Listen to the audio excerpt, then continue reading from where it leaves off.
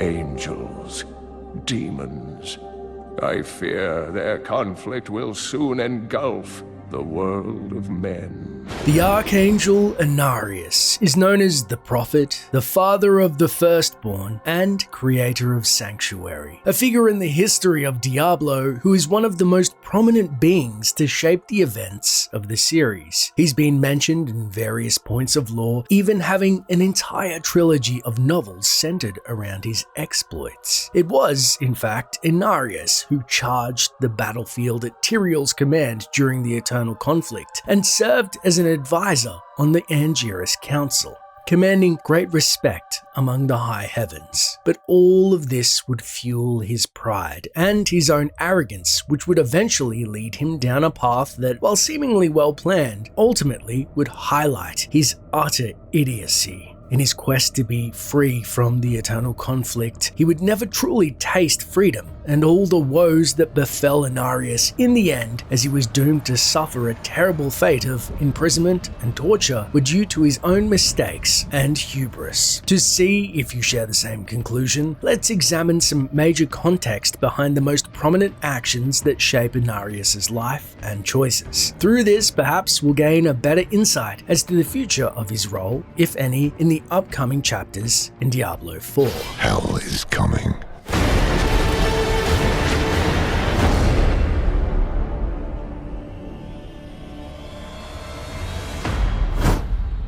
They call me a hero. I slew demons beyond count. I won battles and broke sieges, but it availed me nothing. I know that this war can have no victor, only an eternity of revenge, pride, and hatred. Tyrael does not understand. He cannot see beyond the glory of battle. In time he may, but that day is not yet here. The battle-weary angel. INARIUS, over the course of the eons, had grown weary of the constant back and forth of the endless war over the Worldstone at the heart of Pandemonium. And who can blame him? Unending cycles of death and rebirth as angels and demon alike would fall and rise again as control over the Worldstone shifted to one side and the other. The never-ending creation and destruction of worlds wore on him, and in time his resolve would begin to weaken. Weary of the war, he would begin his own plot to abscond from it. INARIUS, already to his credit, commanded the respect of his peers and would certainly have no issue with finding a loyal cadre to seek sanctuary from the Eternal Conflict. There must be others who seek a way out of the endless strife. Angels and demons who feel enslaved by our fate. I cannot be unique in all of creation. I know my path. I will find those disillusioned of the war and lead them. I was struck down in the third charge. I lay upon the ground, only to wake in chains. I did not know that demons took prisoners. I babbled like a fool about my dreams of escaping this war. My captor freed me and said that we would meet again. Her name was Lilith, daughter of Mephisto. Lilith, lust or love? In one of his many testaments, INARIUS would write how he would come to know his captor, Lilith, and here find himself in the first of his many follies. While testimonies from Lilith would spell out she indeed saw INARIUS as nothing more than an accessory to achieve her goals of ending war in finality, personal accounts from INARIUS show that he felt so much more for her. Lilith is me, but of fire and flame. I could never have felt this way about a demon while I was mired in the endless war. The strain holds us prisoner to what we've been told to believe. She and I have made plans. We will bring others to our cause, and together we will escape. Conflicted though he would be about this one day, his utter adoration for Lilith would ultimately be his downfall. Scholars like Deckard Cain and even the necromancer Kalan would one day write about the consequences of INARIUS' emotional drive. For while love can be a great inspiration, so too can it lead one blindly to misaction. And it seems, indeed, love was more than one-sided. Foolishly, INARIUS, smitten, should have known better and erred on the side of caution than to have outright put his own fate in the hands of the daughter of hatred. The angel I captured, INARIUS, is in love with me. I can feel the intensity of his desire. I told him that we must liberate the World Stone, and then we can be together. We will create something never imagined by those mired in the eternal conflict. A new world. Can I truly love a demon? When I gave the World Stone to Lilith, I knew I'd been right to seek her all along. We have created a new world. We can live here in peace, away from war. I have named this world Sanctuary. INARIUS sought to be free of war, though Lilith would hatch her plan as discussed in our video highlighting Lilith's actions. INARIUS sought only peace. The offspring of angels and demons, the Nephilim began to display great power, feared to be a greater power than both angels and demons alike, enough to garner the attention of the greater evils or even the Angiras Council. INARIUS fervently sought to find the best solution to the problem, lest their new sanctuary be discovered and their fate sealed. INARIUS very obviously didn't want to immediately resort to murder of his new children, as his fellow renegades were suggesting, otherwise he would have engaged in such actions right away. Instead, he sought out quiet contemplation. His mercy, though, would be his downfall. After Lilith's rampage on all of those angels and demons who contemplated killing her children, INARIUS was now in a bind. He had vowed previously to never harm Lilith nor allow her to come to harm, as it was written in the Scales of the Serpent novel. Instead, staying true to his word, he banished her to the void, a sort of purgatory where she couldn't be harmed but do no harm in turn. While destroying Lilith would ultimately lead to her rebirth in the burning hells, and with knowledge of Sanctuary, which no doubt would go to her father and his brothers, imprisonment out of sight, kept to his word and was definitely his best option, or so he thought. Now alone with these creatures whom he led to create, the Nephilim, and without his fellow angel and demon renegades to side with, and his treacherous lover left to her fate, INARIUS remained to deal with the consequences. My sins are real, and I will surely pay for them. We live in peace for now, but it cannot last. They will come for me. But what of my great deeds? When I'm in torment, who will celebrate those? Who will remember INARIUS?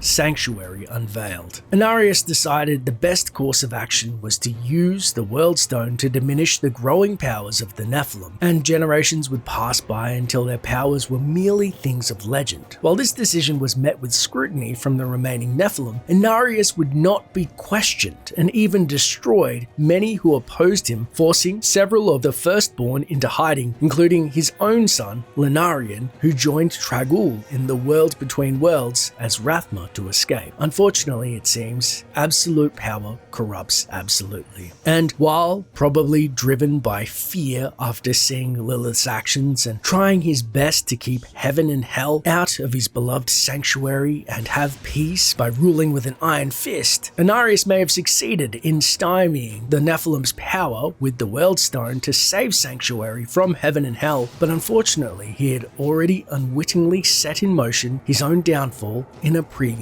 unforeseen way. It was, after all, humans, spared of INARIUS' wrath, that would seek ways to access powers like their ancestors had, but in a different fashion. They would turn instead to magic, and the rise of the mage clans would begin, the greatest of which, the Vigeri, would dabble in practices that would, unfortunately for INARIUS, garner the attention of the burning hells. Deckard Cain writes that a young mage by the name of Jere Harash, having suffered the loss of his family, attempted to summon their spirits back, but in his dark mood channeled a vengeful spirit, a demon of the burning hells, which he bound, having learned the truth of its nature. The demon ultimately returned to the burning hells, but with the knowledge of Sanctuary.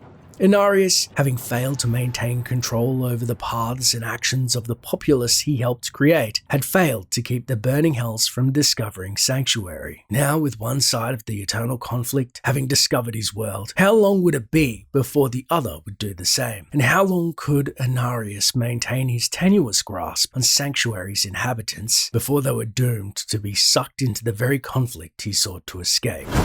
the Triune, and the Sin War. The Primevals would then set a foothold on Sanctuary in the form of a religious order called the Triune, having seen it to be a great asset in their war against the High Heavens. But in contrast, to keep the Triune from getting too out of hand, INARIUS would set up an opposing religion, the Cathedral of Light, in a desperate attempt to quell an uprising. But what is one rogue angel against the Primevals? Surely they could remove him as an obstacle without alerting the High Heavens to the location. Perhaps INARIUS held that close to him. Perhaps he made a deal that benefited them both. Accounts from Kalan would tell of meetings between the Primevals and INARIUS himself. In the Veiled Prophet, we learn of such a dark pact. That can never be, INARIUS thought angrily. He turned back to the demon, who stayed silent during his consideration. The Lord of Terror laughed harshly. You are offering an alliance? You make it sound as if such things were unthinkable, Angel. I recall you made pacts with my kind more than once. In any case, he would become preoccupied with the goings-on of this quote-unquote Cold War for the souls of Sanctuary, and ultimately lose sight over the whole of the world, where his ex-lover would return from the void once more and bring another, the legendary Nephilim Uldyssian, into the battle to bring an end to INARIUS' reign. INARIUS would struggle against the advance of Uldyssian and send Lilith back to the void yet again, turning down the aid of his son Rathma to once and for all protect himself and his world from the high heavens and burning hells. It was INARIUS' pride that would finally come full circle and bring his own downfall at the hands of Uldyssian, who at the Battle of the Golden Path severed INARIUS' connection to his trump card, the World Stone, and ultimately overpowered him. Fool! You have just ensured the doom of this world. You cannot even begin to imagine what you've set in motion this day. Silence! You will now answer for your transgressions. The judgment of the Angiras Council. The Angiras Council looked down as one at INARIUS, who refused to cease laughing madly. You have brought this upon yourself, declared Tyrael in the Veiled Prophet. And like Tyrael's own fall, inky tendrils erupted from around INARIUS as he was dragged down to the domain of Mephisto, where he would be tormented for his transgressions. His wings would be torn from his back, his eyelids removed, and mirrors would be placed all around him so he'd be forced to gaze upon his diminished form. An angel who once prided himself as a god was reduced to another tormented soul in the bowels of the burning hells. INARIUS' pride and vanity prevented him from seeing that he was a pawn in the plot of Lilith all along. And when he thought he gained the upper hand, he could not see past his own supposed majesty to know how to proceed, confident in his abilities to control the situation. Pride goeth before the fall, and INARIUS' pride would torment him for eons to come.